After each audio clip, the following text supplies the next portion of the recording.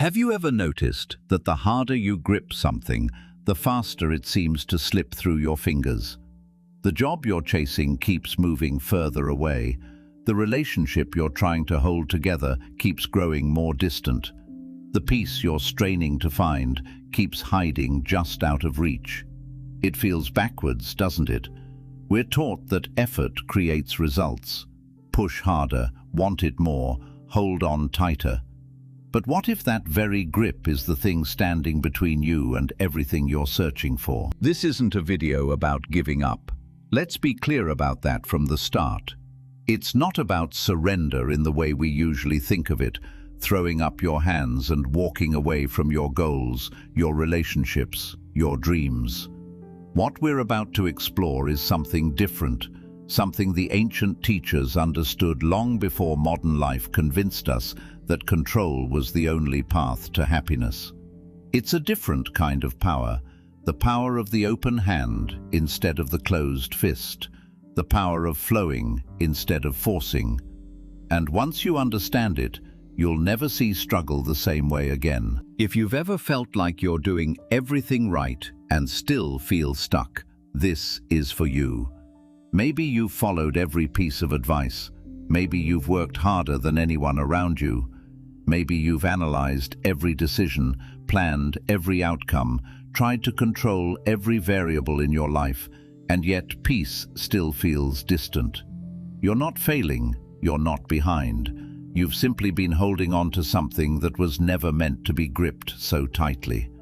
And the moment you understand what that something is, everything begins to change. There's an old story about a man crossing a river with a heavy stone in his arms. He believed the stone was protecting him, keeping him steady against the current. But the further he waded, the more the stone pulled him under. It wasn't the river that was drowning him, it was what he refused to release.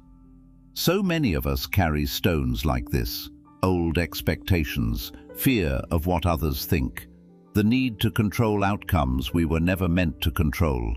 We call it responsibility. We call it care. But often it's simply weight we picked up so long ago that we forgot we were the ones holding it. Buddhist wisdom has spoken about this truth for over 2,000 years, not as a passive philosophy, but as a practical path. The teaching isn't that you stop caring or stop trying, it's that you stop clenching. There's a profound difference between living with intention and living with attachment, and understanding that difference is where real transformation begins. When you loosen your grip on how things must turn out, you don't lose control, you gain clarity, you gain space. And in that space, life has room to move in ways you couldn't have forced, no matter how hard you tried. In the chapters ahead, we're going to walk through exactly what letting go really means, why your mind resists it so fiercely, and how you can begin practicing this release in your own life starting today. We'll explore the difference between giving up and truly letting go, why attachment creates suffering even when it's disguised as love or ambition, and how the simple act of opening your hands can realign everything around you. And stay with us until the end, because we'll share one final lesson, a practice so simple you can begin using it the moment this video ends, that ties everything together in a way that might just change how you move through the rest of your life. So take a breath, let your shoulders drop just slightly, and let's begin with the first thing we all have to understand before we can ever truly let go, what we're actually holding on to in the first place. Chapter 1. The grip that's breaking you. There's an old image worth sitting with for a moment: sand in your fist. Squeeze it gently, and it stays. Squeeze it hard, desperate to keep every grain from escaping, and it pours out faster between your fingers than if you'd simply let your hand rest open. The tighter the grip, the faster the loss. It seems like it should work the other way. More effort should mean more control. More control should mean more security. But sand doesn't obey that logic, and neither, it turns out, does life. This is the paradox we have to sit with before anything else in this journey makes sense. We are taught from childhood that holding on is strength. Grip the wheel tighter in traffic. Hold on to the relationship even when it's hurting you. Grip the plan, the timeline, the outcome, because letting go feels like losing.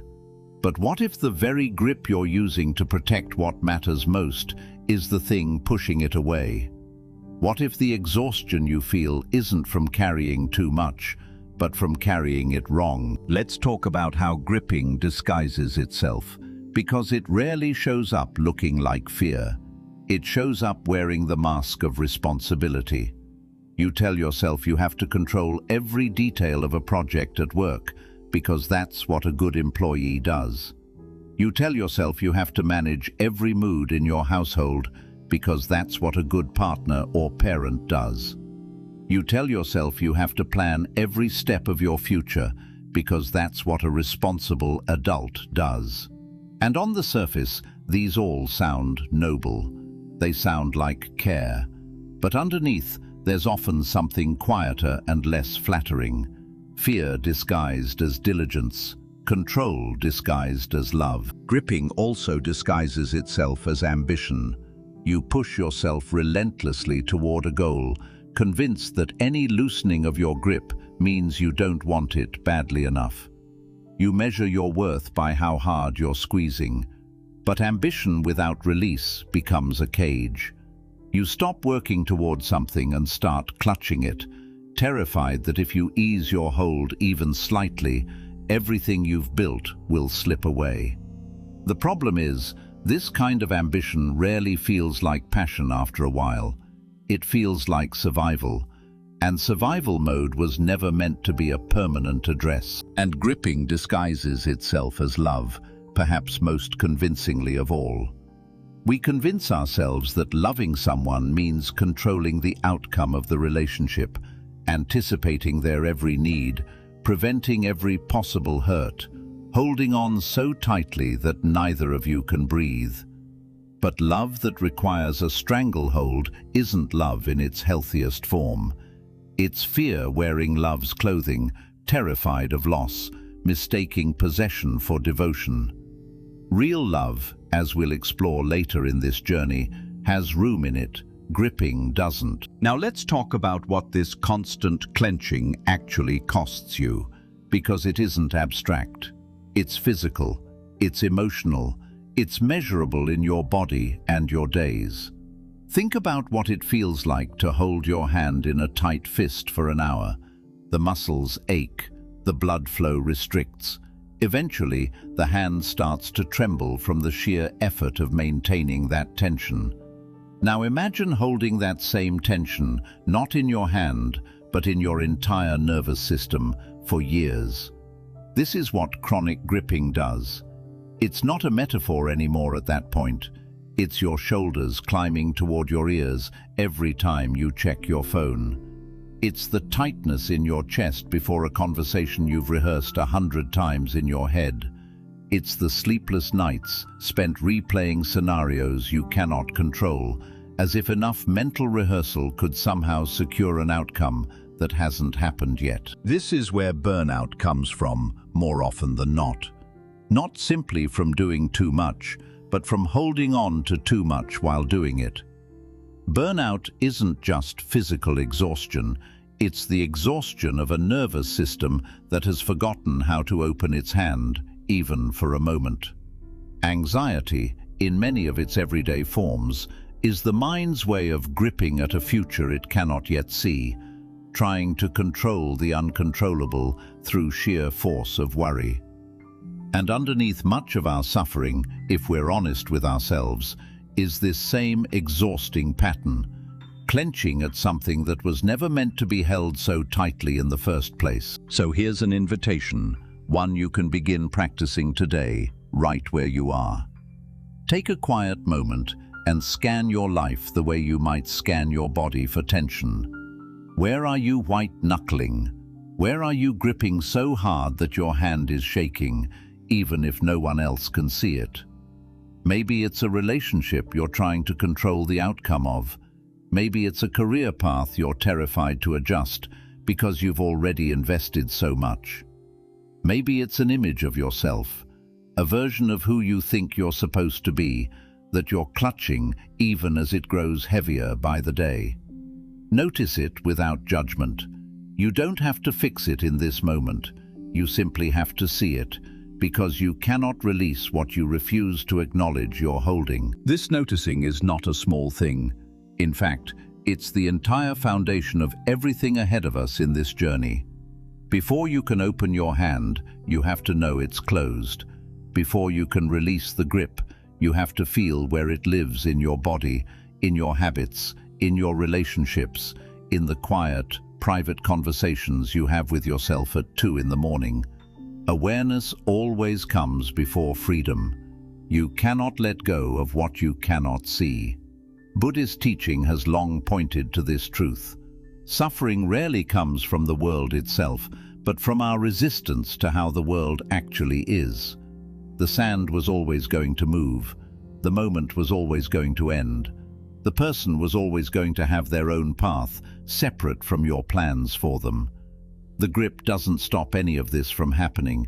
It only exhausts you in the process, and often it accelerates the very loss you were trying to prevent. So as we move forward into the chapters ahead, carry this question with you gently, not as a source of guilt, but as an honest mirror. What are you holding so tightly right now that it's slipping through your fingers? Sit with that question. Don't rush to answer it. Sometimes the most powerful shifts in our lives begin not with a solution, but with a single, honest look at our own closed fist. Chapter 2. Non-attachment isn't what you think. There's a common misunderstanding about non-attachment that keeps people from ever trying to practice it, and it's worth clearing up right away. Many of us hear the phrase, "let go of attachment," and picture something cold. A monk sitting alone on a mountain, indifferent to the world below. Someone who has stopped caring about people, stopped caring about outcomes, stopped caring about anything at all, floating through life in a kind of emotional numbness. If that's what non-attachment meant, it would hardly be worth pursuing. Who wants a life without love, without passion, without connection? Fortunately, that isn't what this teaching is about, not even close. Non-attachment is not apathy, it is not coldness, it is not the absence of care. In fact, it's almost the opposite. Non-attachment is what allows you to care fully, love fully, and engage fully, without that engagement curdling into anxiety, possessiveness, or fear. The confusion comes from mixing up two very different things, having something and needing something. You can have a beautiful relationship, a fulfilling career, a comfortable home, deep friendships, cherished routines, without needing any of them to remain exactly as they are in order for you to be okay. That's the entire shift. Not less love, less desperation. Think about the difference between enjoying a sunset and trying to own it. You can stand there, fully present, moved by the colors spreading across the sky, feeling genuine joy and even awe. And then it fades, as sunsets do, and you let it fade, because you never expected to keep it forever. Nobody grieves the ending of a sunset the way they grieve the ending of a relationship or a job, because with the sunset, we intuitively understand impermanence. We enjoyed it precisely because we knew it was passing. Buddhist wisdom asks us to extend that same understanding to everything else in our lives, not to love it less, but to hold it the way we hold a sunset, fully present, deeply appreciative, and open-handed about its nature to change. There's a story told about a monk who, by any material measure, owned almost nothing. A robe, a bowl, a simple mat to sleep on. Travelers who met him often expected to find someone weary, someone deprived, someone who had sacrificed the richness of life for the sake of spiritual discipline. Instead, they found a man who seemed to lack for nothing at all. He laughed easily. He noticed small, beautiful things, the pattern of light through leaves, the taste of plain rice, the sound of rain against the roof of his hut, with a kind of delight that people with far more possessions rarely seem to access. When asked how he could be so content with so little, he would simply say that he owned nothing, and so he lacked nothing, because nothing could be taken from him that he had never claimed as his to keep. This isn't a call to abandon your possessions, or your relationships, or your ambitions. That would be a fairly shallow reading of the story. The monk's freedom didn't come from having nothing. It came from his relationship to what he had, or didn't have. He wasn't guarding anything. He wasn't calculating loss. He experienced his life fully in each moment, without the constant, exhausting undercurrent of trying to secure it against change. That undercurrent, that low hum of, "I need this to stay exactly like this, or I will not be okay," is what attachment actually is. And it's what quietly poisons so many good things in our lives, turning love into anxiety and enjoyment into grasping. Here's a practice worth trying this week. Something small but genuinely transformative if you sit with it honestly. Think of one thing you're currently attached to. It could be a relationship, a job title, a plan for your future, even a version of yourself you're trying hard to maintain. Now, instead of thinking of it as something you possess, something that belongs to you and must be protected, try reframing it as an experience you are having. Not my relationship, but this experience of loving and being loved right now. Not my career, but this season of meaningful work I get to be part of. Not my plan for the next 5 years, but this chapter I'm currently living, which may or may not unfold the way I've imagined. Notice what shifts internally when you make this small linguistic and mental change. Notice if there's a slight loosening somewhere in your chest, a small release of pressure you didn't even realize you were carrying. This reframe doesn't diminish the significance of what you have. If anything, it deepens your appreciation for it. The same way knowing a flower will wilt makes you more likely to actually stop and smell it while it's blooming, rather than assuming it will always be there and walking past it without a glance. Impermanence, once accepted rather than fought, doesn't cheapen our experiences. It's precisely what gives them their weight and their beauty. We cherish sunsets because they end. We could learn to cherish everything else the same way if we let ourselves. It's worth naming too why this distinction matters so much for the rest of this journey we're on together. So many people hear "let go" and assume it means loving less, trying less, showing up less. That misunderstanding causes real damage, leading people to either reject this wisdom entirely, assuming it's a philosophy for the emotionally detached, or to misapply it by withdrawing from the very relationships and pursuits that give their life meaning. Neither outcome reflects what non-attachment actually offers. What it offers is a way to stay fully engaged with your life, your people, your goals, while releasing the desperate grip that turns engagement into suffering. You can love someone with your whole heart and still accept that you cannot control whether they stay. You can pour everything into your work and still accept that the outcome isn't entirely yours to command. This isn't resignation, it's maturity. It's freedom that doesn't require abandoning what you care about. So here's the question to sit with as we move into the next part of this journey. What would actually change in your life, in your body, in your relationships, if you needed nothing outside yourself in order to feel like you were enough? Not if you had nothing, not if you wanted nothing, but if you needed nothing external to feel whole. That single shift from needing to simply having and appreciating is where non-attachment quietly begins to rewrite everything. Chapter 3. Why the mind fights every ending. If letting go is so freeing, why does it feel so much like danger? Why does the mind fight it, kick against it, resist it with everything it has, even when we intellectually understand that release would bring relief? This is one of the strangest and most important truths to understand on this journey. Your mind isn't broken for resisting letting go. It's doing exactly what it evolved to do. Understanding this mechanism doesn't just explain your resistance. It's the first step toward working with your mind instead of constantly battling against it. Here's what's happening beneath the surface. The brain doesn't distinguish as clearly as we'd like between physical threats and psychological ones.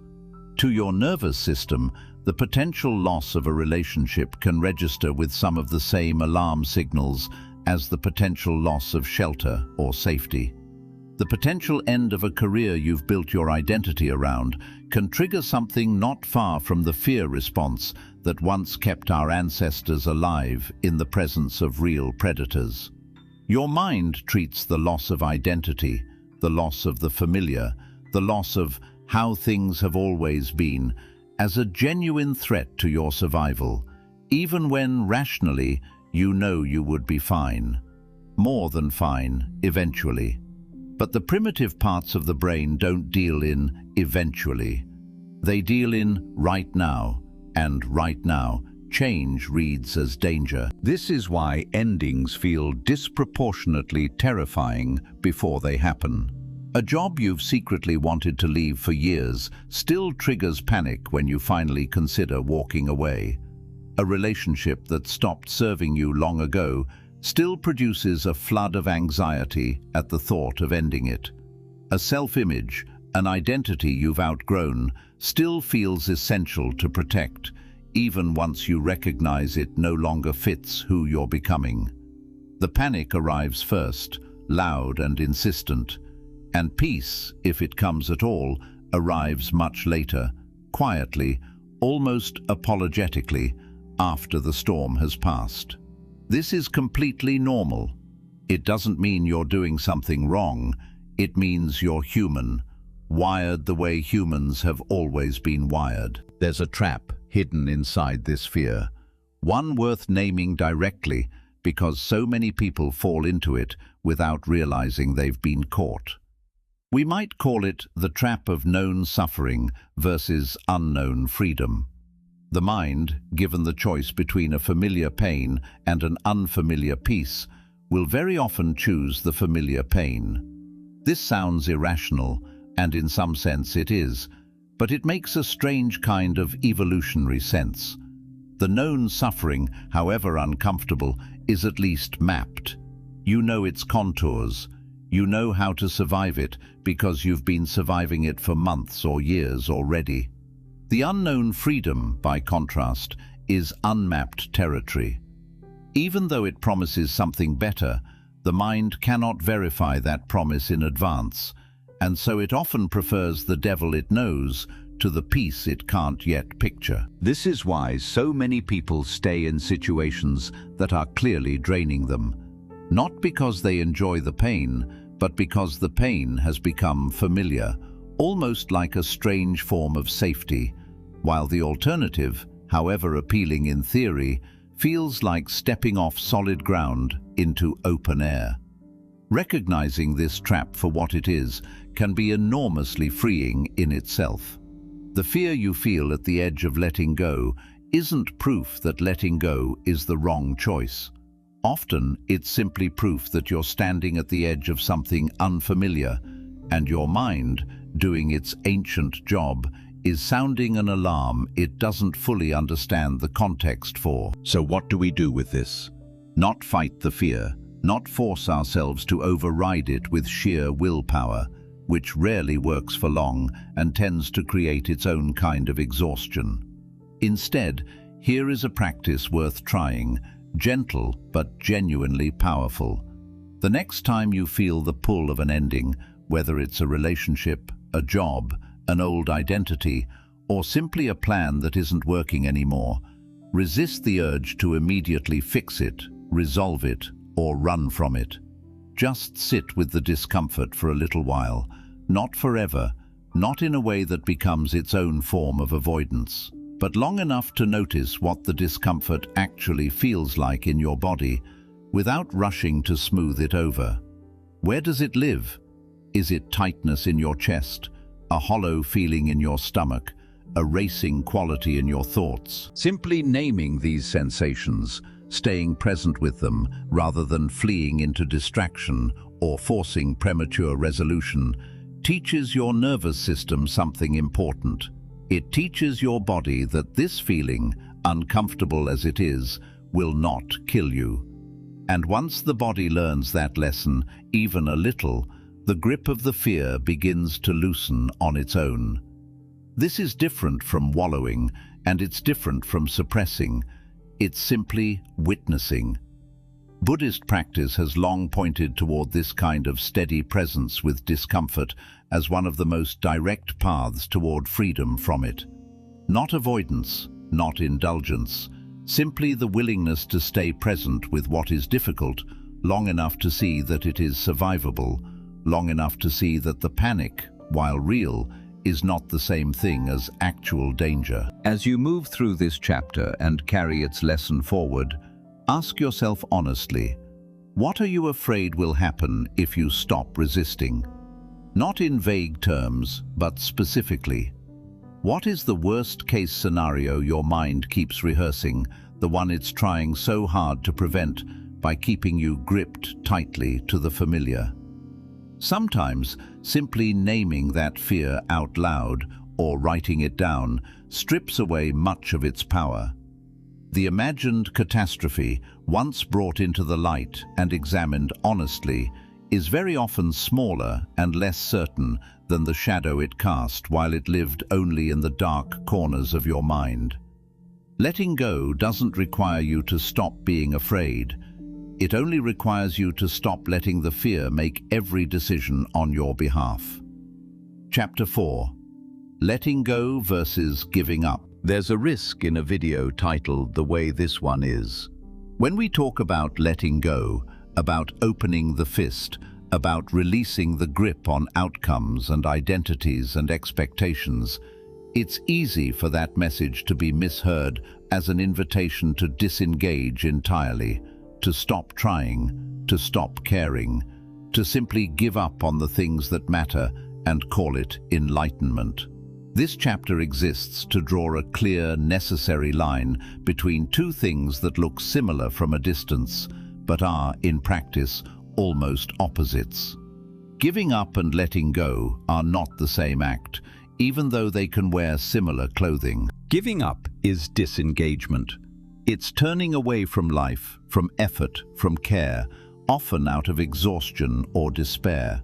When you give up on a relationship, you stop showing up, stop communicating, stop investing anything at all, and simply let it wither from neglect. When you give up on a goal, you abandon the effort entirely, often accompanied by a kind of quiet resignation, a belief that trying was pointless all along. Giving up tends to come from a place of defeat. It says, "This doesn't matter anymore, so why bother?" Letting go is something else entirely. It's not disengagement. It's engagement without the desperate grip on a specific outcome. When you let go within a relationship, you continue showing up fully, communicating honestly, investing genuine care, while releasing the need to control exactly how the other person responds or exactly where things end up. When you let go of attachment to a goal, you continue putting in real effort, real focus, real dedication, while releasing the anxious grip on whether the outcome unfolds precisely on your timeline, in precisely the way you pictured. Letting go tends to come from a place of trust rather than defeat.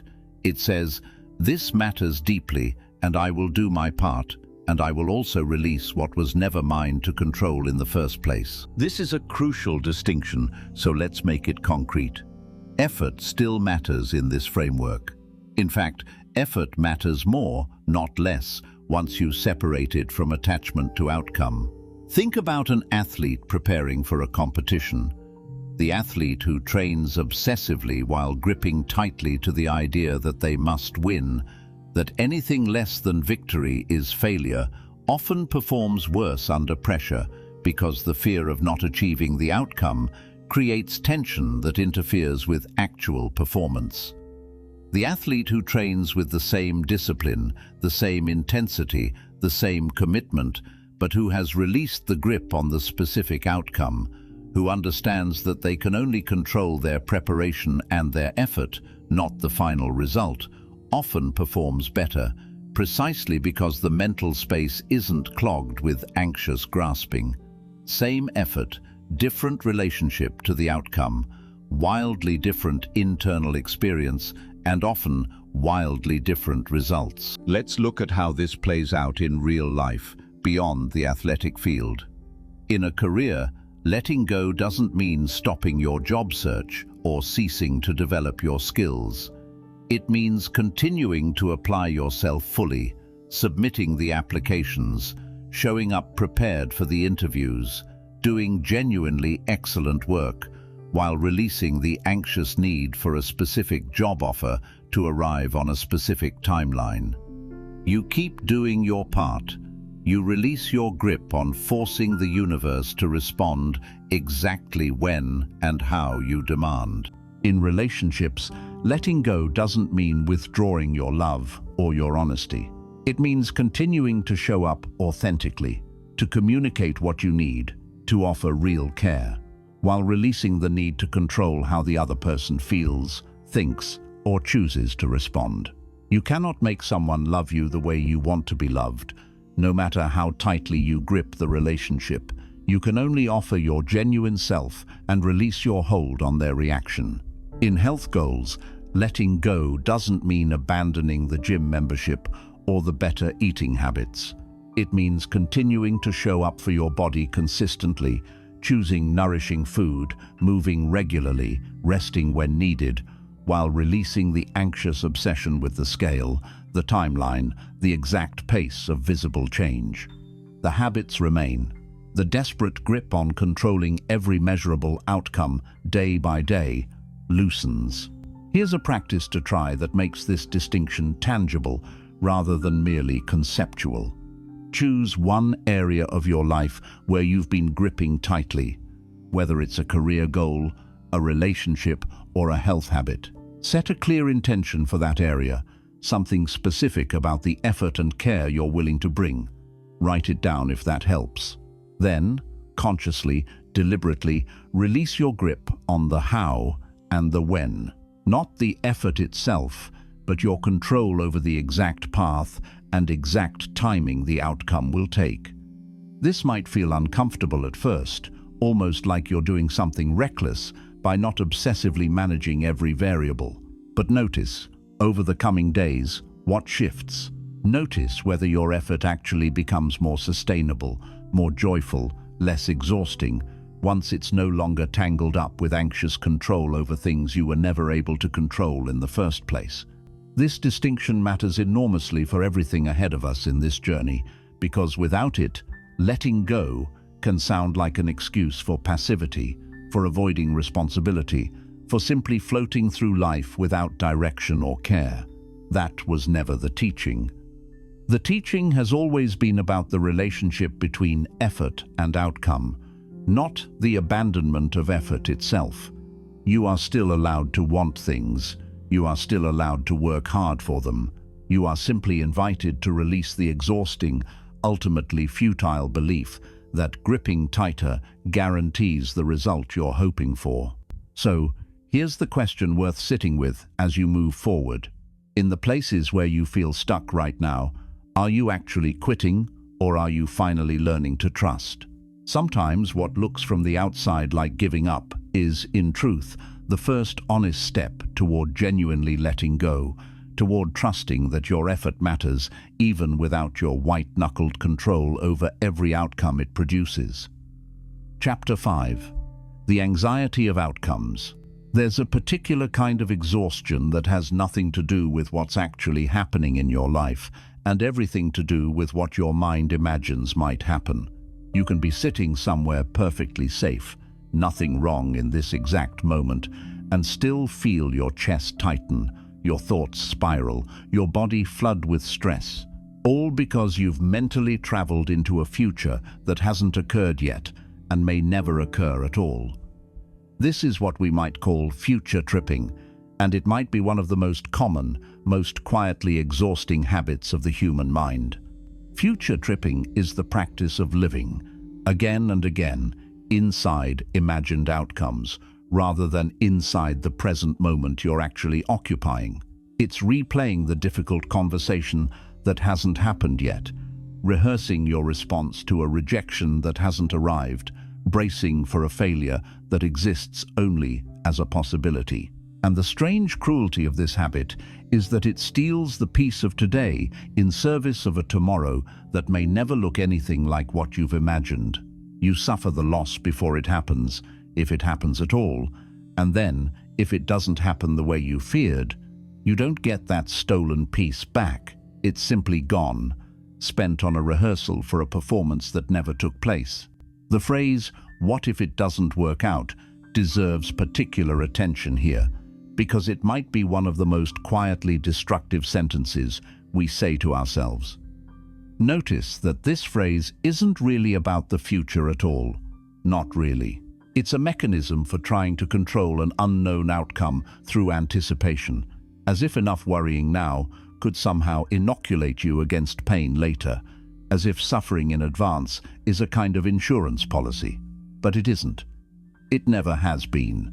Worrying about a possible future doesn't prevent that future from arriving if it's going to arrive anyway, and it doesn't soften the blow when it does. All it does, reliably, is guarantee that you suffer twice, once in the anticipation, and again, if the feared outcome actually occurs, in the reality. Buddhist teaching offers a particular lens here that can genuinely dissolve much of this suffering if we let it sink in rather than just nodding along intellectually. The teaching of impermanence, which we've touched on already in this journey, applies not just to what we have, but to what we fear. Just as the good things in life are not fixed and permanent, neither are the outcomes we dread. The future you're bracing for is not a solid, certain thing marching toward you.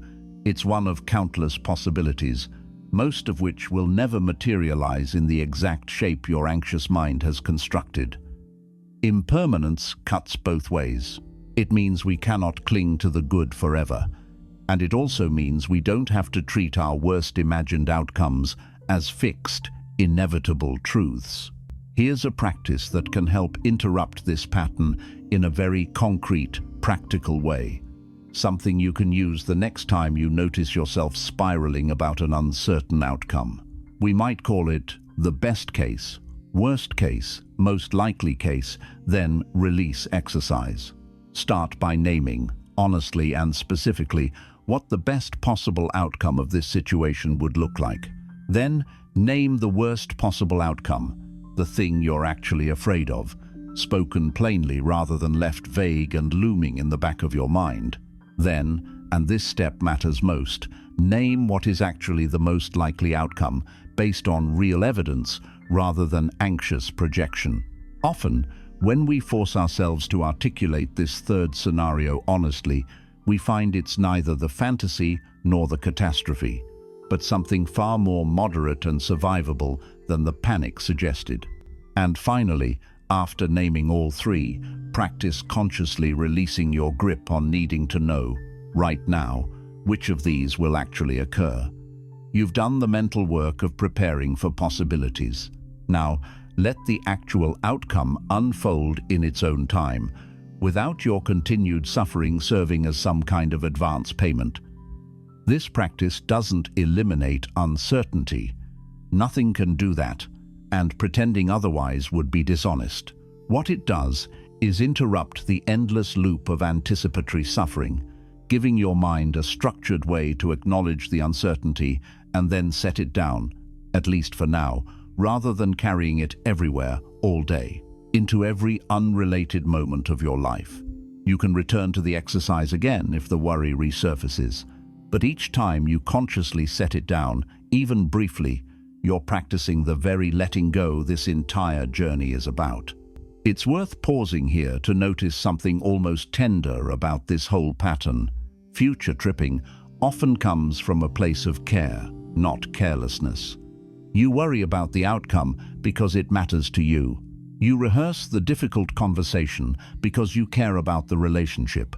You brace for the rejection because you want the opportunity to work out. The impulse underneath the anxiety is rarely malicious or foolish. It's simply misdirected. The same energy that fuels the worry could, with practice, fuel presence instead. Engagement with what's actually happening right now rather than what might happen later. So, here is the question worth carrying with you as we move forward. How much of today have you already spent living in a future that hasn't happened and may never happen exactly as you've imagined it? Not to shame yourself for this pattern, which is deeply human and shared by nearly everyone who has ever cared about an outcome, but simply to notice it. Because noticing, as we've said before, is always the first step toward release. You cannot let go of a grip you don't realize you're holding, and so much of our suffering around the future begins with a grip most of us don't even know is there until we stop and look. Chapter 6. Carrying everyone else's weight. There's a particular kind of tiredness that doesn't come from what you're doing, but from what you're carrying on behalf of everyone else. It's the fatigue of constantly calculating how your choices will land in other people's minds, adjusting your words before you speak them, softening your truths before you share them, all in service of managing opinions and emotions that were never actually yours to manage in the first place. This chapter is about that particular grip, one of the most exhausting and least examined forms of holding on. The need to control what other people think and feel about you. Let's start with why this happens, because it's not random or a personal failing.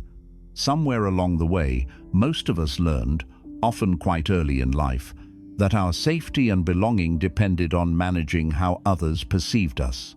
As children, approval from caregivers often meant literal survival and connection. Disapproval could mean withdrawal of love, attention, or care. So, the nervous system learned a lesson that made complete sense at the time. Monitor how others feel about you and adjust yourself accordingly, because your well-being depends on it. The trouble is, this survival strategy, so useful in childhood, tends to calcify into an adult habit long after it stopped serving its original purpose. We keep performing for approval we no longer actually need, from people whose opinions, if we're honest, often carry far less weight over our actual lives than our anxious minds suggest. This creates what we might call the exhaustion of performing for invisible judges. Think about how much energy goes into imagining what others think of your choices. The career move you second-guess because you're picturing a relative's raised eyebrow. The outfit you reconsider because you're imagining a stranger's silent judgment. The boundary you don't set because you're anticipating disappointment on someone else's face, a face that in the moment isn't even present to actually express that disappointment. You're not responding to real reactions, you're responding to imagined ones, performances staged entirely inside your own mind, for an audience that, in many cases, isn't even paying attention or wouldn't judge you nearly as harshly as you're imagining. This is worth sitting with honestly because it reveals something important. Much of the energy we spend trying to control others' perceptions of us is spent managing people who aren't actually watching as closely as we fear, or who, even if they do judge us in some passing way, will forget that judgment far sooner than we will. We carry the weight of imagined scrutiny long after any real scrutiny has passed, if it ever existed at all. Meanwhile, this constant management, this endless internal calculation, drains energy that could otherwise go toward actually living, actually creating, actually connecting, rather than merely performing a version of ourselves engineered to avoid criticism.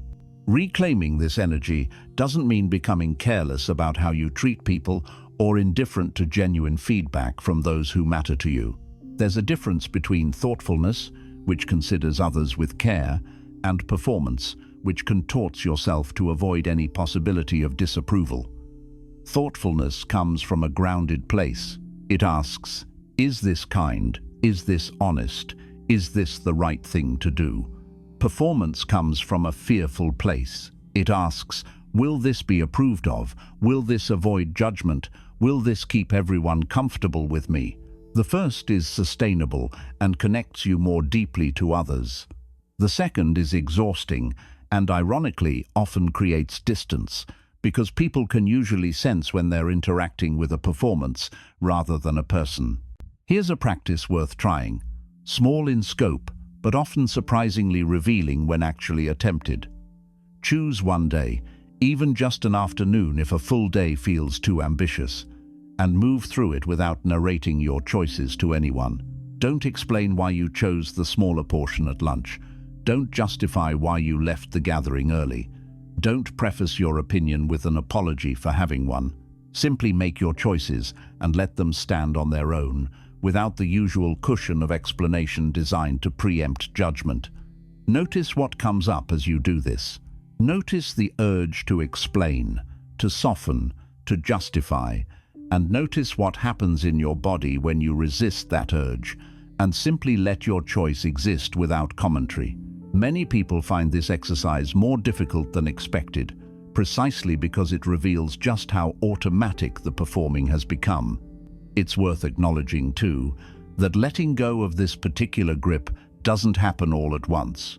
The habit of managing perception has often been practiced for decades, reinforced countless times, and it won't dissolve after a single afternoon of conscious effort. But each time you catch yourself performing and choose, instead simply to be, you weaken the habit's hold slightly. Over time, these small moments accumulate into something that starts to feel unmistakably like freedom. Not the freedom of not caring about anyone, which would be a hollow kind of freedom, but the freedom of caring about people without needing their approval to validate your own existence. As you carry this chapter forward, here is the question to sit with, gently but honestly. Whose approval are you still auditioning for? Picture that person, or those people, specifically.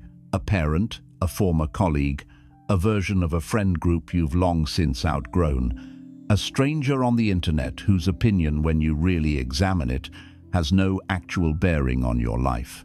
Naming them specifically often reveals just how much power we've handed over to people, real or imagined, who were never actually holding the scale on which we've been measuring our worth. Chapter 7. The past that won't let go of you, or vice versa. There's a particular loop many of us know intimately, even if we've never named it directly.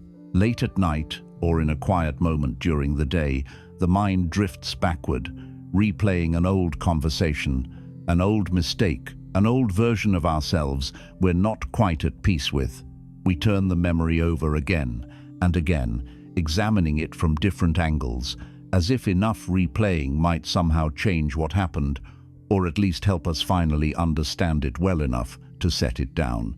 But strangely, the replaying rarely brings the resolution it promises. It just tightens the loop a little further each time. Why do we do this? Why does the mind return, again and again, to moments that have already ended, to versions of ourselves that no longer exist, to pain that technically belongs to a time we've already survived? At its core, this replaying is an attempt at retroactive control. We cannot change what happened. That much is obvious and undeniable. But some part of the mind seems to believe that if we just understand it thoroughly enough, analyze it from every possible angle, we might finally gain a kind of mastery over it, even after the fact. It's an attempt to grip something that has already slipped entirely out of our hands as if enough mental effort applied to the past could somehow retroactively secure a different outcome. This is worth naming directly because it exposes a false belief many of us carry without ever examining it, the belief that revisiting pain will eventually resolve it. We tell ourselves that if we just think about the painful memory one more time, examine it from one more angle, we'll finally reach the bottom of it and be done. But pain, in this context, doesn't usually work like a puzzle to be solved through repeated analysis. More often, the repeated analysis itself becomes the mechanism keeping the pain alive, a kind of self-inflicted rehearsal that prevents the wound from actually closing. Real healing tends to come not from understanding every detail perfectly, but from a willingness to stop the reenactment and let the moment finally recede into the past where it belongs. Buddhist teaching offers something genuinely useful here, a perspective that can feel almost startling the first time it lands fully. The past, in this view, does not exist anywhere except as a thought occurring in the present moment. This isn't a denial that things happened. Of course they happened. But the past you're replaying right now isn't actually happening right now. It's a memory, a construction, a story your mind is generating in this exact moment, using neurons firing in the present to recreate an event that has already concluded. In a very real sense, you are not being hurt by the past. You are being hurt, right now, by a thought about the past, which your own mind is choosing, consciously or not, to generate again. This distinction might sound subtle, but it carries real weight once it sinks in. If the pain you're feeling is being generated by a present moment thought, rather than by an actual event happening to you right now, then you have more agency over it than it often feels like you do. Not agency to pretend the original event didn't matter or didn't hurt, but agency over how many times you choose to relive it, how much present moment suffering you allow an already concluded event to continue generating indefinitely into a future that could otherwise be free of it. This applies not only to painful memories, but to old versions of ourselves we haven't quite released. Many of us carry, quietly, a kind of grief for who we used to be, the person we were before a loss. The person we were before a failure reshaped our confidence. The person we were before we grew into someone more guarded, more cautious, more tired. We hold on to these old identities the way we might hold on to an old photograph, unable to fully step into who we're becoming, because part of us is still standing in the doorway of who we used to be, unwilling to close it. Here is a practice worth trying, something tangible you can use to begin loosening this particular grip. Choose a symbolic release ritual, something that feels meaningful to you personally. This might mean writing a letter to an old version of yourself, or to the pain itself, saying everything you've never said, and then, once it's fully written, releasing it in whatever way feels right, burning it safely, tearing it up, or simply closing the notebook and setting it aside for good. It might mean a breath practice, where with each exhale, you consciously imagine releasing a small piece of the old weight you've been carrying, breath by breath, not expecting it to vanish instantly, but trusting the practice to work gradually, the way water eventually wears down stone. It might mean a visualization, imagining the old memory or old identity as an object you've been holding in your hands, and consciously, deliberately setting it down on the ground and walking forward without it. The specific ritual matters less than the intention behind it, a conscious, embodied act of release, rather than another round of mental analysis. As we close this chapter, here is the question worth sitting with honestly. Which version of yourself are you still grieving instead of releasing? Not judging, not fixing, simply noticing. Sometimes, the person we miss most isn't someone we've lost to distance or death, but a former version of ourselves we haven't yet given permission to rest. Letting that version go doesn't mean forgetting them or dishonoring who they were. It simply means allowing them to stay where they belong, in the past, so that you can stay fully present here, in the only moment that was ever actually yours to live. Chapter 8. The present moment is the only ground. If the past exists only as a thought occurring in the present, as we explored in the last chapter, then it follows that the future exists in exactly the same way. Not as a fixed destination waiting for us somewhere ahead, but as a thought, a projection, a story we tell ourselves right now in this exact moment about what hasn't happened yet. Once you sit with this fully, something remarkable becomes clear. The only place peace has ever actually existed, the only ground it has ever stood on, is right here, right now, in this present moment. Not in the memory, not in the plan. Now, this might sound almost too simple to carry the weight this whole journey has been building toward, but its simplicity is exactly what makes it so easy to overlook and so powerful once truly understood. We spend an enormous portion of our lives somewhere other than here, replaying old conversations, rehearsing future ones, regretting decisions long since made, anticipating decisions not yet required. All of this mental time travel happens while our actual body, our actual life, remains firmly planted in the present, waiting patiently for our attention to return to it. The mind's addiction to time travel deserves to be named plainly, because addiction is genuinely the right word for how compulsive this pattern can become. Just as a person caught in any addiction returns again and again to the substance or behavior, even when they can see its cost clearly, the mind returns again and again to past regret and future anxiety, even when doing so brings no benefit and considerable suffering. And like any addiction, part of what makes it so persistent is that it offers something, some small payoff, even amid the pain. Regret can feel, falsely, like a form of penance that might earn forgiveness. Anxiety can feel, falsely, like a form of preparation that might prevent disaster. Neither actually delivers on this promise, but the mind keeps reaching for them anyway, the way a hand keeps reaching for a habit long after it's stopped serving any real purpose. Here is where presence becomes so significant, not as a vague spiritual nicety, but as a genuinely practical antidote to the exhausting grip we've been examining throughout this entire journey.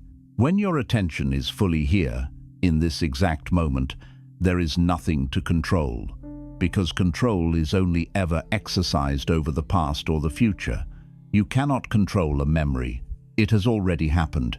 You cannot control tomorrow. It hasn't happened yet. But right now, in this precise instant, there is only what is actually occurring, and what is actually occurring rarely requires the desperate grip we've been applying to it. Presence, in this sense, dissolves the very need for control, not by force, but simply by removing the temporal ground on which control operates. This is easier to understand conceptually than to actually practice, which is why a concrete tool matters here more than another abstract explanation. One of the simplest, most reliable ways to return to the present moment, especially when the mind has wandered far into past regret or future anxiety, is what's often called the 5 senses grounding technique. When you notice yourself pulled out of the present, pause and deliberately name, silently or aloud, 5 things you can currently see around you. Then, 4 things you can physically feel. The texture of your clothing, the temperature of the air, the pressure of your feet against the floor. Then 3 things you can currently hear. Then 2 things you can smell. And finally, 1 thing you can taste, even if it's simply the current taste in your mouth. This practice works because it's nearly impossible to be fully engaged in cataloging your immediate sensory experience while simultaneously being lost in a memory or a future scenario. The senses only operate in the present tense. There is no such thing as smelling something from last year or tasting something from next week. By anchoring your attention in the senses, You're anchoring it almost automatically back into now. It's worth being honest about something here, because this journey has tried to remain honest throughout. Presence isn't a permanent state most people achieve and then simply maintain forever after. It's a practice, something you return to again and again, sometimes dozens of times in a single day. Each time your attention drifts, which it will, because minds are built to wander. The goal isn't to eliminate wandering entirely. That would be an unrealistic and frankly unnecessary standard. The goal is simply to notice when you've wandered and to gently, without self-criticism, guide your attention back to what's actually here. Over time, this returning becomes easier, faster, more automatic, not because the mind stops wandering, but because you become more skilled at noticing and returning, the same way any skill sharpens with repeated, patient practice. There's something quietly profound about what happens when you actually manage to inhabit a moment fully. Without the usual overlay of story, judgment, and narrative, your mind typically applies to everything it encounters. Try this, right now if you're able. Notice this exact moment, exactly as it is, without immediately labeling it good or bad, without comparing it to yesterday or bracing it against tomorrow. What does it actually feel like, this bare, unstoried moment? Many people find, when they manage this even briefly, that the moment itself, stripped of narrative, is far more peaceful than the mind's constant commentary about it ever suggested it could be. So, here is the question to carry forward with you as we move toward the remaining chapters of this journey. What does this exact moment feel like without your story about it? Not the story of what it means for your future, not the story of what led up to it from your past, but simply the moment itself, bare and immediate. This present ground is the only place any of us have ever actually stood, no matter how much time we've spent mentally standing somewhere else entirely. Chapter 9. Trusting life's timing. There's a particular frustration that arises when life refuses to move at the pace we've decided it should. You've done the work, you've set the intention, you've taken the steps that, by every reasonable measure, should have produced results by now. And yet, the career breakthrough hasn't arrived. The relationship hasn't materialized. The healing hasn't finished unfolding on the schedule you quietly set for it. This particular flavor of suffering deserves its own careful attention because it's one of the most common and most needlessly painful forms of gripping we carry. Let's name what's actually happening here.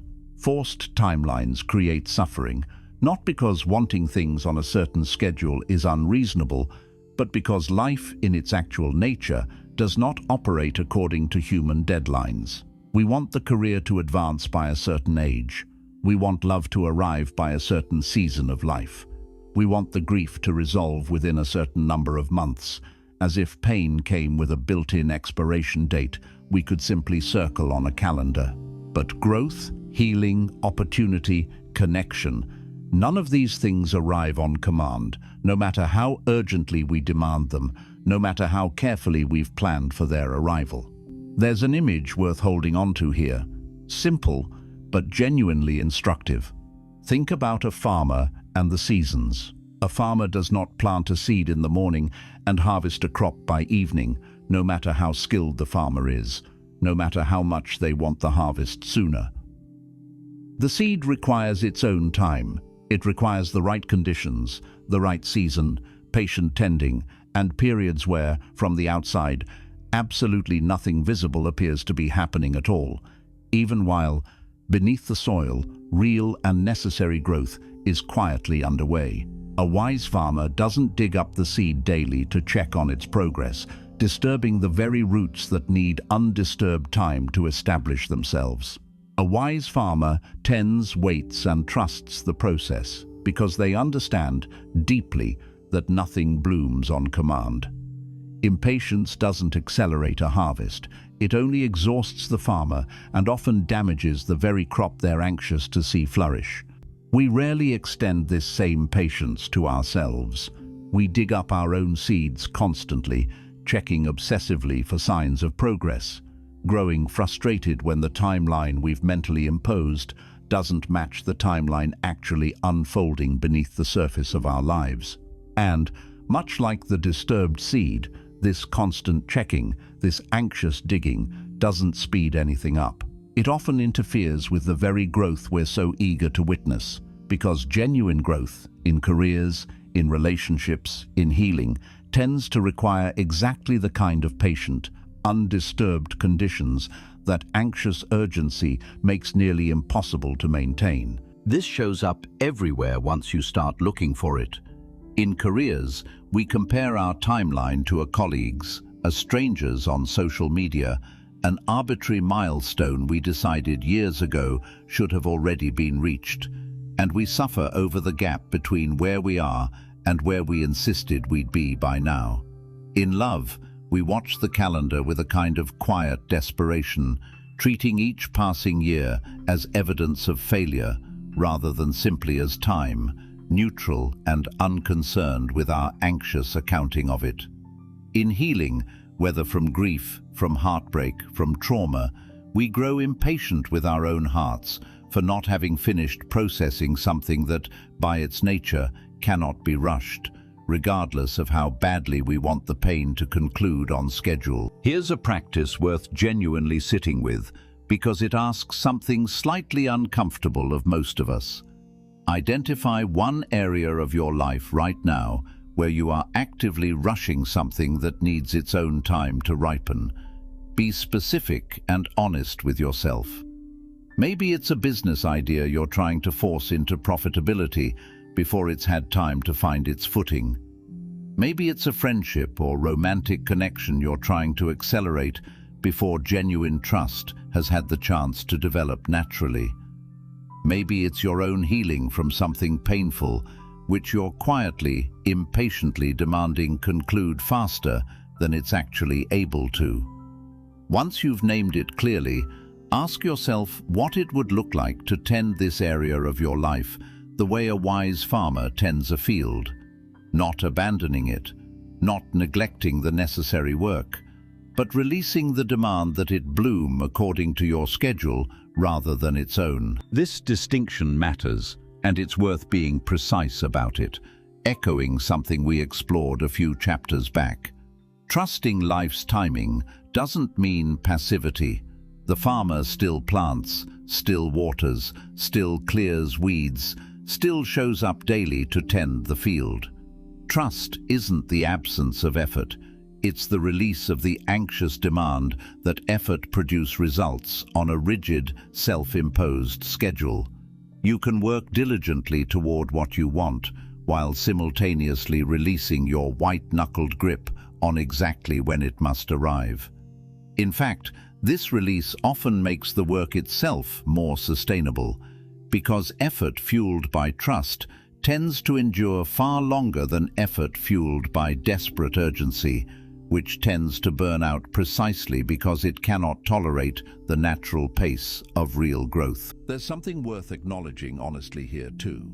This kind of trust is genuinely difficult to practice, especially in a culture that prizes speed, that treats delay as failure, that measures worth by how quickly milestones are reached. Choosing to trust a timeline you cannot see or control, especially while others around you seem to be moving faster, requires real courage. It isn't the easy path, but it tends to be the path that actually leads somewhere sustainable, rather than the path that produces a rushed, fragile version of what you were hoping to build, only to watch it collapse under the weight of its own premature construction. As you carry this chapter forward, here is the question worth sitting with honestly. What are you trying to force into bloom before its season? Not to shame yourself for the impatience, which is deeply human and shared by nearly everyone who has ever wanted something badly, but simply to notice where you've been digging up a seed that needed more than anything else to simply be left undisturbed, trusted, and given the time it actually requires to become what it's capable of becoming. Chapter 10.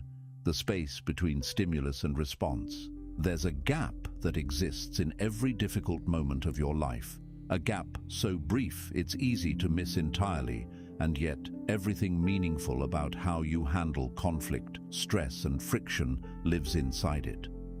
Between the moment something happens to you, a sharp comment, a delay, an unexpected setback, and the moment you respond to it, there is a space. It might last only a fraction of a second, but that fraction of a second is where your actual power lives, far more than in any grand plan or long-term strategy we've discussed so far in this journey. This chapter is about learning to find that space and to live from it rather than skipping past it entirely, which is what most of us do almost every time, without even realizing we had a choice. Let's be precise about the distinction at the heart of this chapter, because the words reaction and response are often used interchangeably, but they describe two genuinely different processes. A reaction is automatic, immediate, unexamined. It fires from old patterns, old wounds, old survival strategies, often before conscious thought has even entered the picture. Someone cuts you off in traffic, and your body floods with anger before you've had a single coherent thought about the situation. A colleague sends a curt email, and defensiveness rises in your chest before you've even finished reading the second sentence. Reactions happen to you. They bypass choice entirely, running on autopilot, on wiring laid down long before this particular moment ever arrived. A response is different. A response emerges from that same initial spark of feeling, but it passes through a moment of awareness before it becomes action. It isn't slower because you're forcing yourself to be calm through sheer effort. It's slower because there's a genuine pause, a genuine space between what happened and what you choose to do about it. In that space lives your actual agency, your actual power, the very thing this entire journey has been circling around from its opening moments. Letting go, in its most immediate moment-to-moment form, is exactly this: the practice of finding that space again and again in the small frictions of daily life, rather than being endlessly hijacked by reactions that were never actually chosen at all. It's worth understanding briefly why triggers hijack our peace so quickly and so completely. When something touches an old wound, a familiar fear, a sensitive spot built from past experience, the nervous system responds as though the threat were immediate and severe, regardless of how minor the actual triggering event might be in the grand scheme of things. This happens in seconds, sometimes less, and it happens before the more reflective, reasoning parts of the mind have had any real chance to weigh in. This is why you can find yourself fully activated, heart racing, thoughts spiraling, over something that, viewed an hour later with a clearer head, seems genuinely minor. The trigger isn't really about the event itself, it's about what the event touched inside you. Some older, more tender place that reacted before you had the chance to consciously respond. Here is a practice that can genuinely reshape how you move through daily friction. Simple in description, though it takes real repetition to become natural. The pause, breathe, choose method.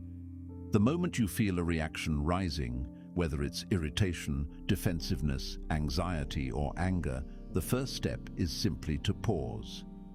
Not to suppress the feeling, not to pretend it isn't there, but to create even the smallest gap between the trigger and your next move. Even a single second counts. Then breathe, deliberately and consciously, one full breath, ideally slower and deeper than your current state would naturally produce. This single breath does something genuinely physiological, beginning to shift your nervous system out of the reactive state it just entered. And finally, choose. From this slightly more spacious place, choose your next action deliberately, rather than allowing the original reactive impulse to simply carry you forward, unexamined. This might mean choosing the exact same action you would have taken reactively. That's fine. The point isn't necessarily to change your behavior every time.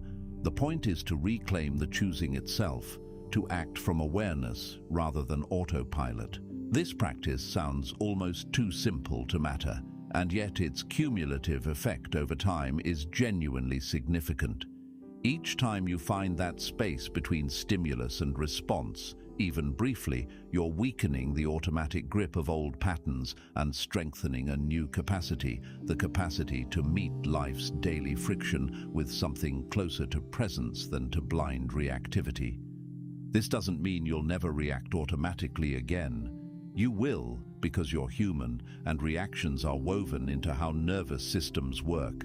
But the frequency shifts, the intensity shifts, and gradually, moment by moment, you begin to notice that you have far more say in how you move through your days than the old pattern of pure reactivity ever allowed you to believe. There's a connection worth drawing here to everything explored earlier in this journey. Non-resistance, which we touched on when discussing non-attachment, finds its most practical, everyday expression right here, in this tiny space between what happens and what you do about it. You are not trying to resist your feelings, suppress your triggers, or pretend calm you don't actually feel.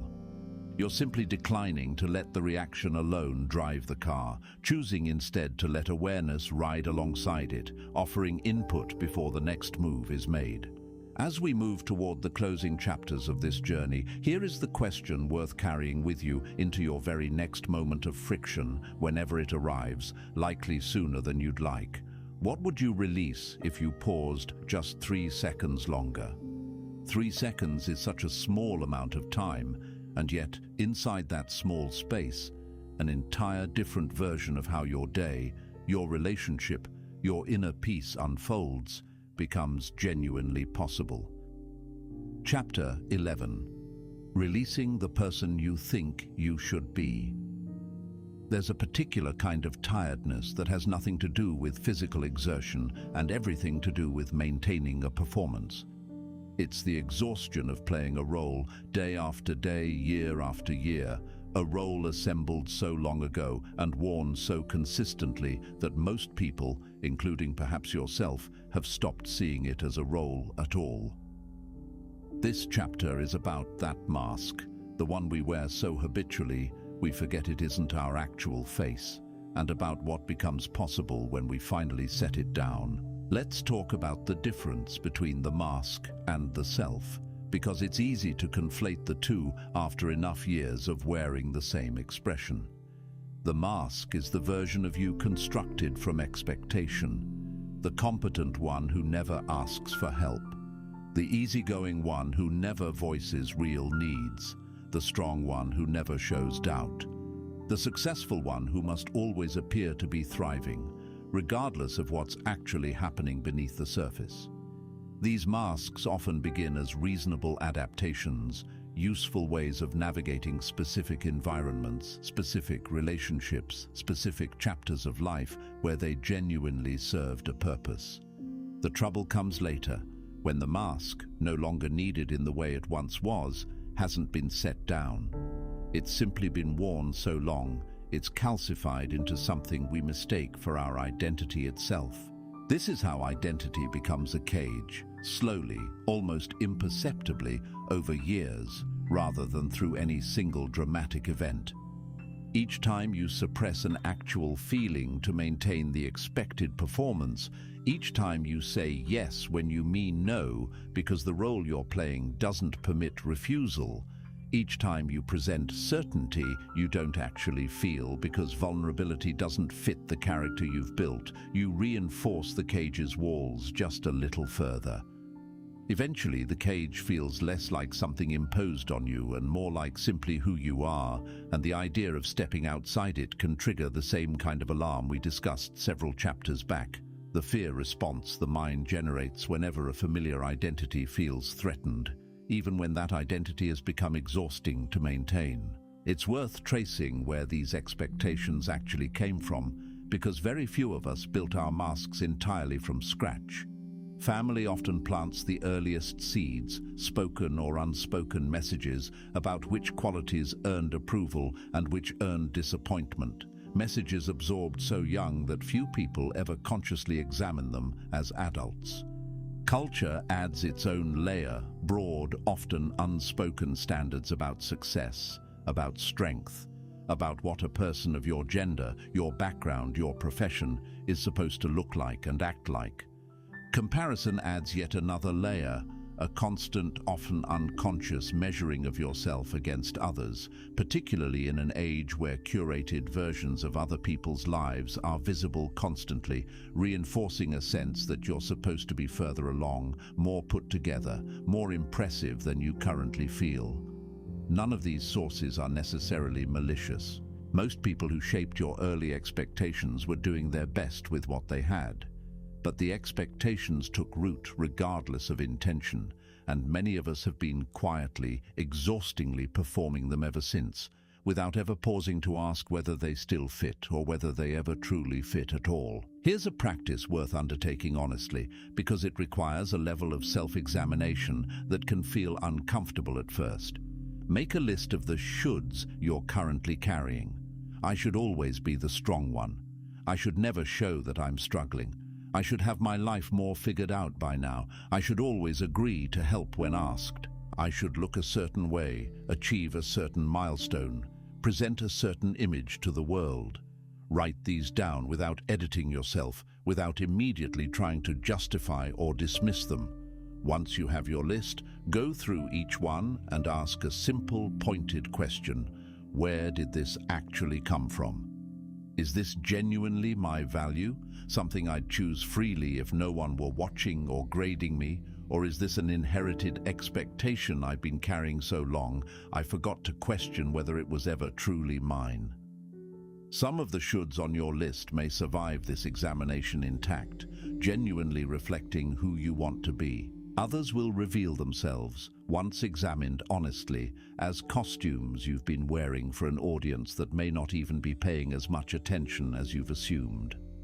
This process of questioning isn't about tearing down every standard you hold for yourself, or becoming someone who no longer cares about growth, integrity, or responsibility to others. It's about the crucial distinction we've circled throughout this entire journey, the difference between genuine values, freely held, and inherited expectations, unconsciously performed. A value chosen freely tends to feel expansive, even when it requires discipline or sacrifice. An expectation performed out of fear tends to feel constricting, exhausting, a weight rather than a compass, regardless of how virtuous it might look from the outside. Letting go of the person you think you should be doesn't mean becoming careless, irresponsible, or indifferent to how you affect others. It means slowly, honestly, releasing the parts of your performance that were never actually chosen, that were absorbed rather than examined, worn rather than lived. What remains once the unnecessary layers of the mask are set down tends to be quieter, more grounded, and far less exhausting to inhabit than the elaborate performance many of us have been maintaining for years without realizing there was ever another option. As you carry this chapter forward, here is the question worth sitting with honestly, perhaps the most vulnerable question this entire journey has asked so far. Who would you be if no one was watching or grading you? Not the version constructed for approval. Not the character built to avoid disappointment or criticism, but the person underneath all of that, the one who has perhaps been waiting patiently for you to finally set the mask down long enough to remember what your own actual face looks like. Chapter 12. Surrender as strategy, not surrender as defeat. The word surrender carries a heavy connotation in most of the contexts we typically hear it. Surrender means losing. Surrender means the fight is over and you didn't win it. Surrender means waving a white flag, admitting defeat, accepting that circumstances have beaten you. It's no wonder, given this common association, that so many people resist the idea of surrender with everything they have, even when every other part of this journey we've walked through together has been quietly pointing toward exactly that word. This chapter exists to reclaim surrender, to strip away its association with defeat, and to reveal it instead as one of the most intelligent, active strategies available to you. Let's use an image that makes this distinction vivid and immediate. A boat on a river. Picture someone rowing furiously upstream against the current, muscles straining, boat barely inching forward despite tremendous effort, exhausted long before reaching any meaningful distance. Now picture someone in a boat further downstream, oars occasionally adjusting direction, but largely allowing the current to carry them, conserving their energy for the moments that actually require active steering, moving with far greater ease and often far greater distance covered than the person exhausting themselves rowing against the flow. Both people are in boats. Both are, in some sense, in motion. But one is fighting the nature of the river itself, while the other has learned to work with it, and the difference in their experience, and often their results, is staggering. This is what surrender as strategy actually means. It isn't passivity. It isn't floating aimlessly with no direction or intention. The person moving with the current is still steering. They're still making choices about which channel to take, still paddling when genuinely needed, still fully engaged with the journey. What they've released is the exhausting, ultimately futile insistence on forcing the river to flow in whatever direction their will demands, rather than accepting the river's actual nature and working skillfully within it. This is surrender as an active, intelligent strategy, not surrender as giving up on the journey altogether.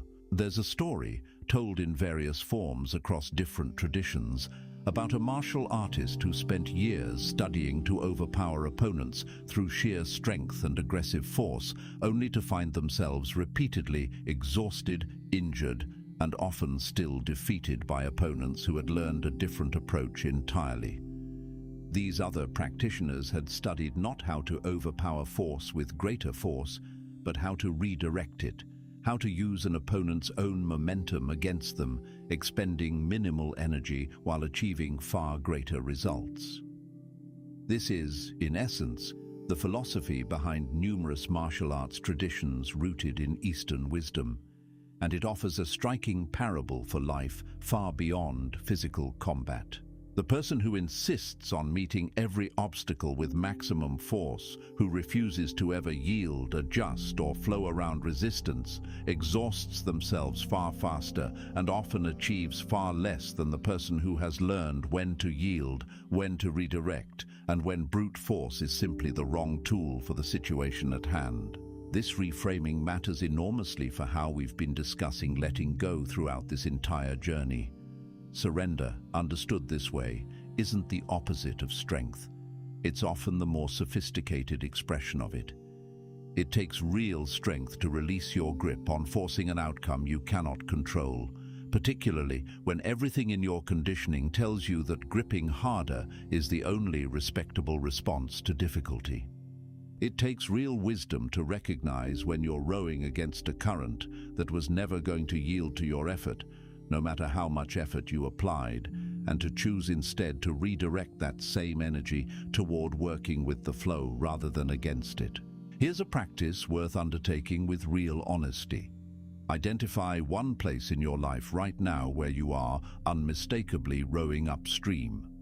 Where is your effort meeting persistent, exhausting resistance, not because you lack skill or dedication, but because you're fighting against a current that simply isn't going to bend to your will, no matter how much force you apply?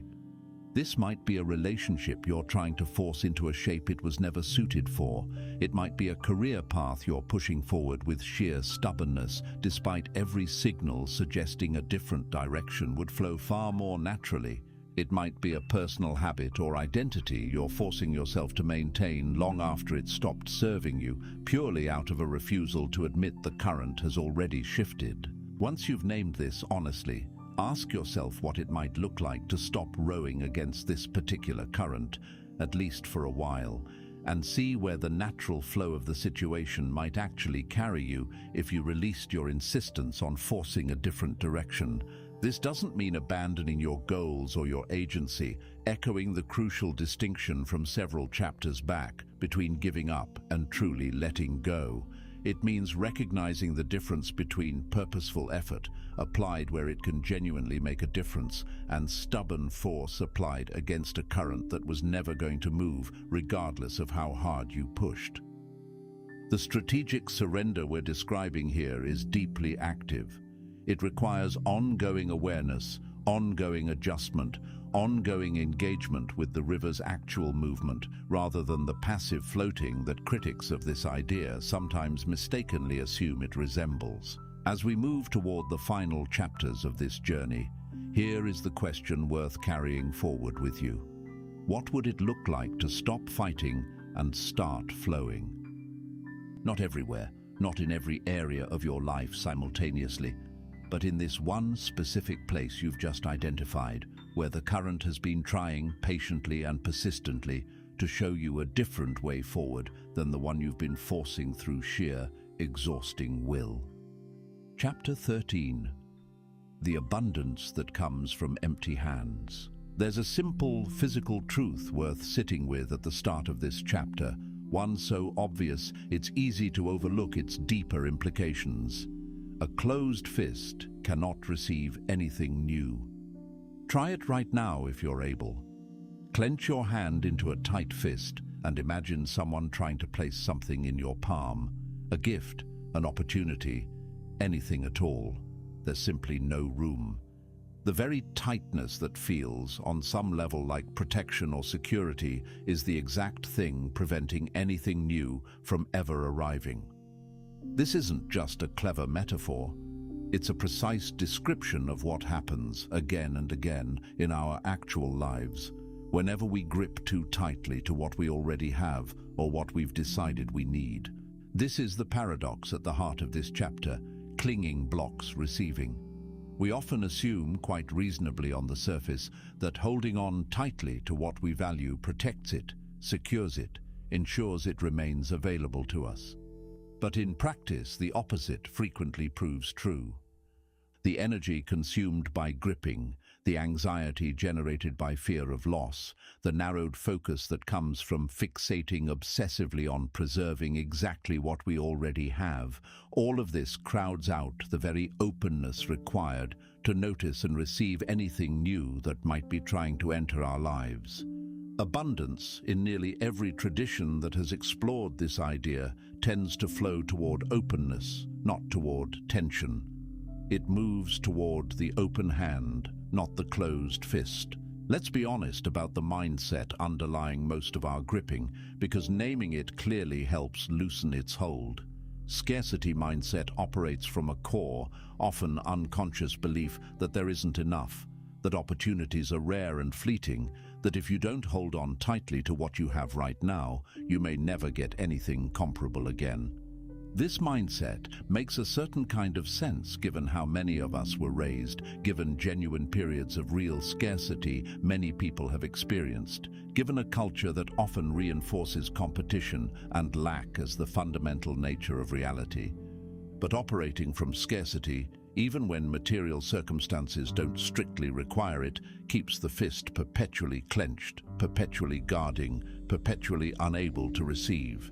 Trust mindset operates differently, not from naive denial of genuine risk or genuine scarcity where it exists, but from a deeper, steadier belief that release doesn't automatically mean loss, that opening your hands doesn't guarantee everything will fall away, and that, in fact, opening is often the precondition for anything new arriving at all. This isn't blind optimism divorced from reality. It's a recognition, born from actually testing it in practice, that the anxious grip we've examined throughout this entire journey tends to produce exactly the outcome it fears: exhaustion, narrowing, and an inability to notice opportunity even when it's standing directly in front of us, because our hands and our attention were too full of anxious clutching to receive it. Here's a practice worth trying, simple in structure, genuinely powerful in its cumulative effect over time. A short, open hands meditation. Find a quiet moment, sit comfortably, and rest your hands, palms up, open, resting gently on your knees or in your lap. As you breathe, bring to mind whatever you've been gripping most tightly lately. A specific outcome, a specific fear of loss, a specific need for things to unfold exactly as you've planned. With each exhale, imagine consciously loosening your grip on this thing, not abandoning your care for it, but releasing the desperate tension surrounding it. Feel your actual physical hands remaining open throughout this practice, palms upward, unclenched, receptive. Notice, as you sit in this posture for even just a few minutes, whether something in your chest or your shoulders begins to loosen alongside your hands, whether the physical openness begins to invite a corresponding emotional openness. This practice can be returned to whenever the grip tightens again, which it likely will, because old patterns rarely dissolve permanently after a single session. But each return to open hands weakens the habitual clench a little further.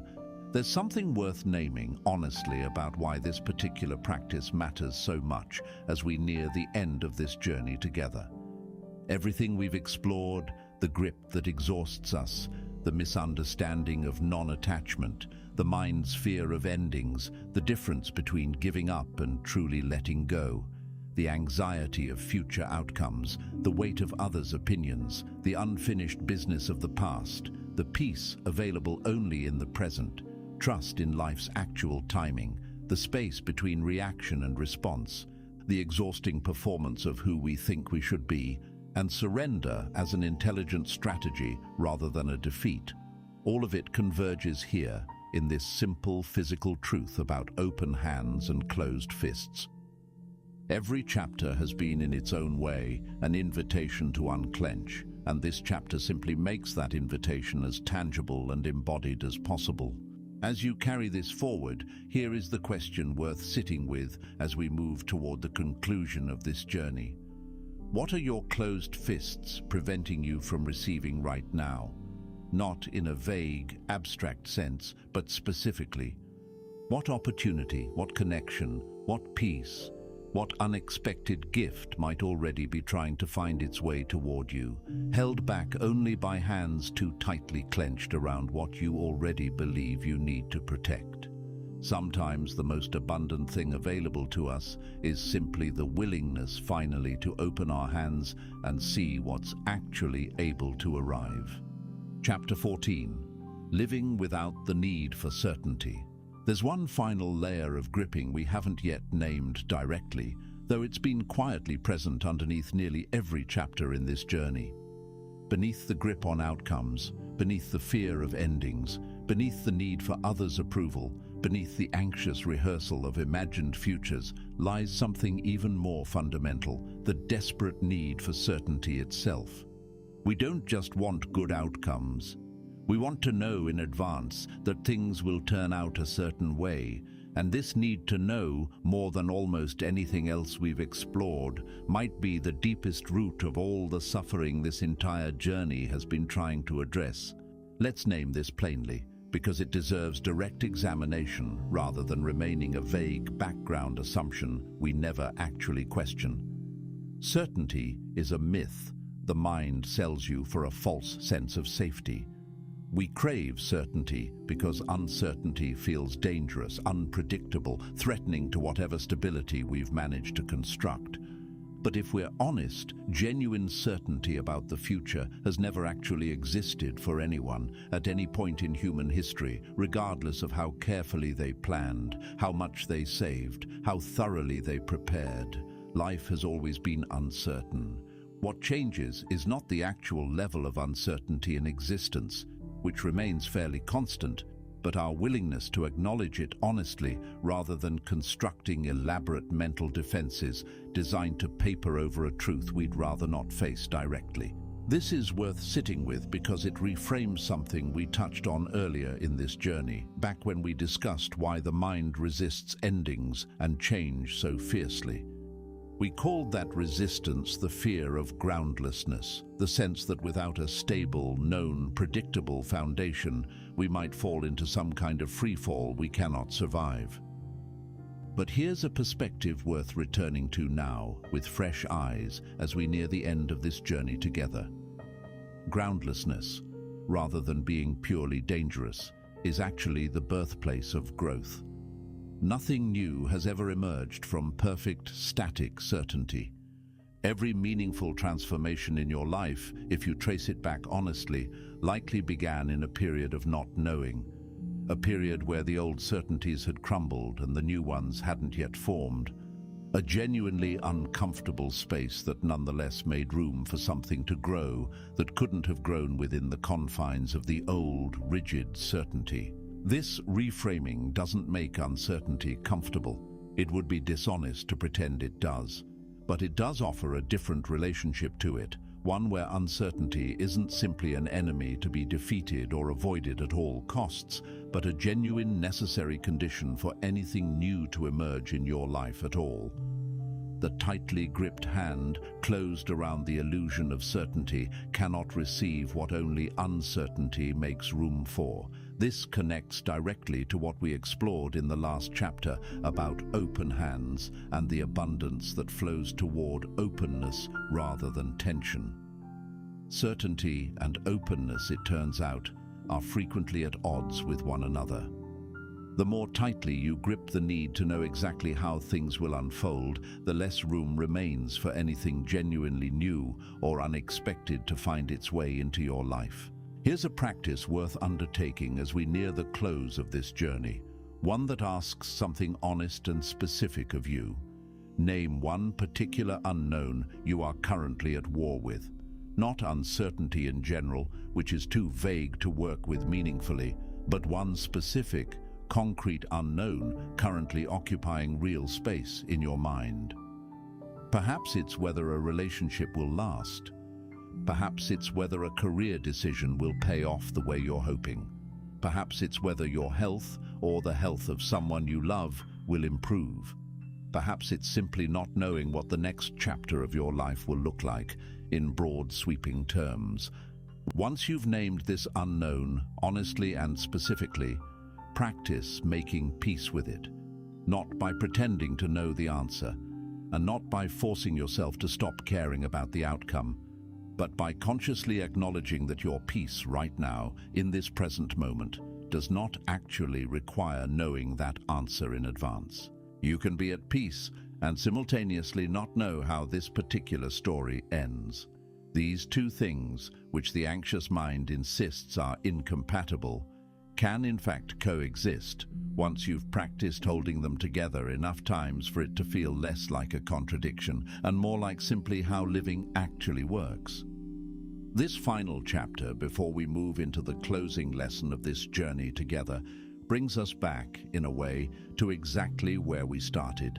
The sand in the fist, the grip that exhausts. The certainty we chase but can never fully secure, no matter how tightly we hold on.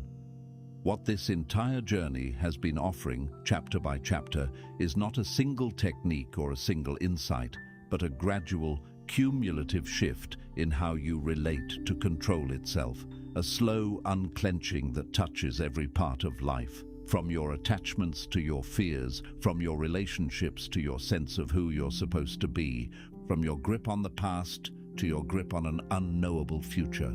So here is the final question of this chapter, one worth sitting with as we prepare to move into the closing lesson that will bring everything together.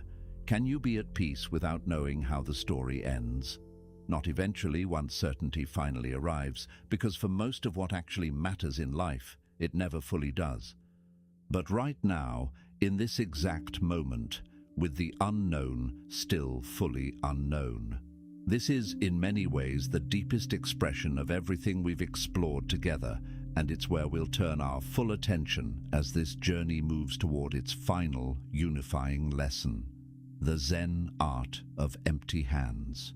There's a story worth telling now, at the close of this journey, one that gathers everything we've explored into a single image, simple enough to carry with you long after this video ends. It concerns a young student who traveled a great distance to study under an old teacher known throughout the region for a wisdom that seemed to those who met him almost effortless. The student arrived eager, notebook in hand, ready to be given the secret, the technique, the specific practice that would finally grant the peace he had been chasing for years across many teachers and many disciplines, none of which had ever quite delivered what they promised. The teacher, upon meeting the student, said nothing about technique at first. Instead, he simply invited the young man to stay, to help with the daily chores of the small dwelling where he lived, and to observe. The student, somewhat disappointed but too polite to object, agreed. Days passed. Weeks passed. The teacher offered no formal instruction, no seated lessons, nothing resembling what the student had expected from a figure of such reputation.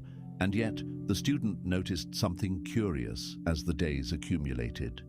The teacher moved through his simple life, sweeping the floor, preparing modest meals, greeting visitors who occasionally passed through with a quality the student struggled to name. Nothing rattled him. Nothing seemed to weigh on him. When a prized bowl, gifted to the teacher years earlier by a beloved friend, slipped from the student's careless hands one morning and shattered on the stone floor, the student braced for anger, for disappointment, for the kind of reaction he had witnessed from countless other people over far smaller losses in his own life. Instead, the teacher simply looked at the broken pieces, said quietly that the bowl had clearly finished being a bowl, and continued preparing the morning tea in a different cup, without another word on the matter.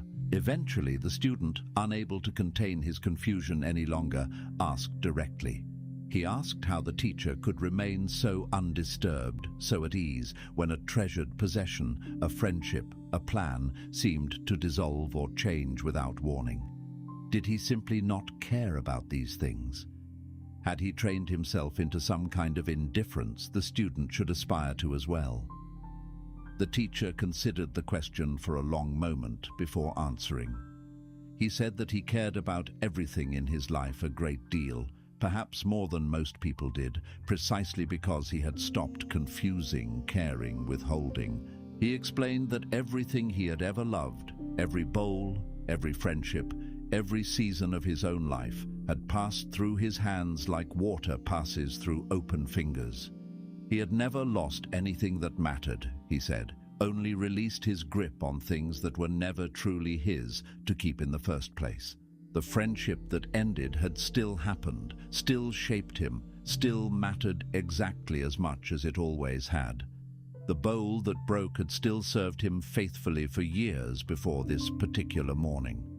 Nothing was lost by his letting go, only released from a grip that was never actually capable of holding onto anything permanently to begin with.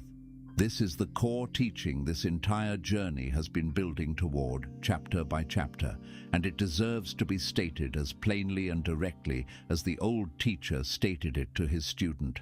Nothing is truly lost by letting go, only released from your grip. The love you shared with someone doesn't disappear because the relationship changed form. The growth you experienced during a job doesn't vanish because you eventually moved on from it. The lessons carried by a difficult season of your life remain woven into who you've become, regardless of whether that season itself has ended. What we fear losing through letting go was, in most cases, never actually secured by our gripping in the first place. The grip only added suffering to an experience that would have unfolded and eventually shifted, with or without our desperate attempt to hold it in place. Let's bring together, in one final integrated practice, the threads we've been weaving throughout this entire journey. Breath, presence, and surrender, combined into something you can return to whenever you feel the old grip tightening again. Begin by finding a quiet moment, wherever you are right now. Let your hands rest open as we practiced earlier, palms upward, receptive rather than clenched. Take a slow breath in, and as you do, bring your full attention into this exact present moment, this exact breath, letting go just for these few seconds of whatever past or future your mind has been carrying. As you exhale, silently acknowledge one thing you've been gripping, and consciously, gently, let your exhale carry a small portion of that grip away with it. The way the old teacher released the shattered bowl without adding suffering to what had already happened. Repeat this for several breaths, each one a small, deliberate act of surrender, not defeat, but the intelligent, active kind of surrender we explored several chapters ago, the boat moving with the current rather than exhausting itself rowing against it. This is the shift promised at the very beginning of this journey, the one hinted at in the opening moments of this video, that letting go isn't the loss we've been taught to fear it as, but a different kind of power altogether, quieter, steadier, and ultimately far more sustainable than the exhausting grip most of us have been maintaining for years, sometimes for our entire lives, without ever questioning whether it was serving us or simply exhausting us in service of an illusion of control we never actually possessed. The open hand isn't empty. It's simply ready at last to receive whatever life is actually offering, rather than remaining clenched around what it insists on trying to keep. Let's bring everything we've explored together into one final unified view, so that as you step away from this video, the whole shape of this journey stays with you, not just its individual pieces. We began by recognizing the grip that's breaking you, the sand slipping faster through a clenched fist, and how gripping so often disguises itself as responsibility, ambition, and love, quietly exhausting us long before we ever notice the cost. We corrected a common misunderstanding about non-attachment, learning that it isn't coldness or apathy, but the difference between having something and needing it, the freedom of the monk who owned nothing and lacked nothing at all. We looked honestly at why the mind fights every ending, understanding that panic before peace is simply the nervous system doing its ancient job, and that known suffering often feels safer than unknown freedom, even when freedom is exactly what waits on the other side. We drew a clear line between letting go and giving up, discovering that effort still matters deeply, that trust and disengagement are worlds apart, and that releasing your grip on the how and the when doesn't mean releasing your care for the outcome. We examined the anxiety of outcomes, how future tripping steals today's peace in service of a tomorrow that hasn't happened and may never happen the way we feared. We looked at the exhausting weight of carrying everyone else's opinions, the performance for invisible judges, and what becomes possible when you stop narrating your choices for an audience that was rarely watching as closely as you assumed. We turned toward the past that won't let go of us, or that we won't let go of, recognizing that the past exists only as a thought occurring in the present, and that healing rarely comes from replaying pain, but from a conscious, embodied release of it. We grounded ourselves in the truth that the present moment is the only ground peace has ever actually stood on, learning to return there through breath and the senses whenever the mind wandered into old regret or future worry. We considered the farmer and the seasons, learning to trust life's timing rather than digging up seeds before they've had the chance to root. And we found real power in the small, often overlooked space between stimulus and response, where reaction becomes something wiser, a chosen response instead. We looked honestly at the mask many of us wear, the person we think we're supposed to be, built from inherited expectation rather than freely chosen value, and asked who might remain once that performance is finally set down. We reclaimed surrender itself, not as defeat, but as an intelligent strategy, the boat moving with the current rather than exhausting itself against it.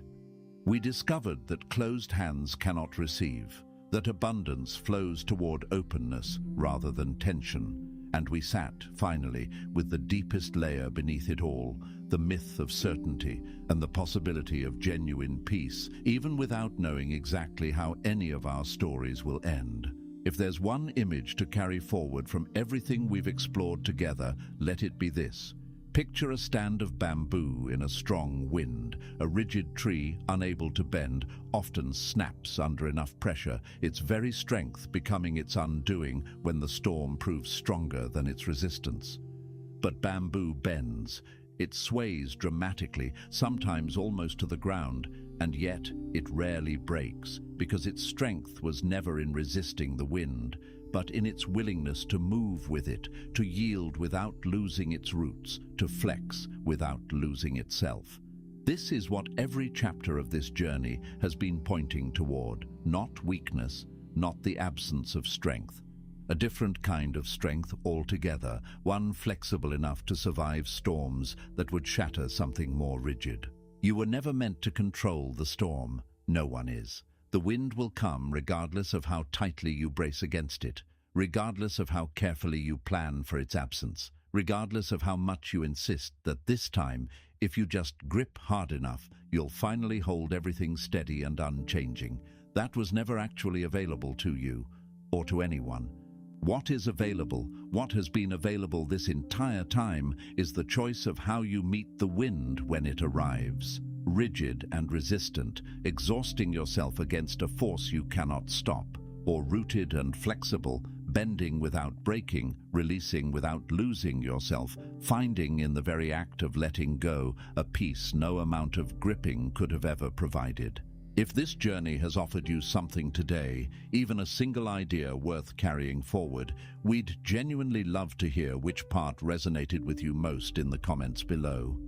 Was it the sand slipping through the fist, the farmer trusting the season, the bowl that finished being a bowl? Your reflections help shape what we explore together next.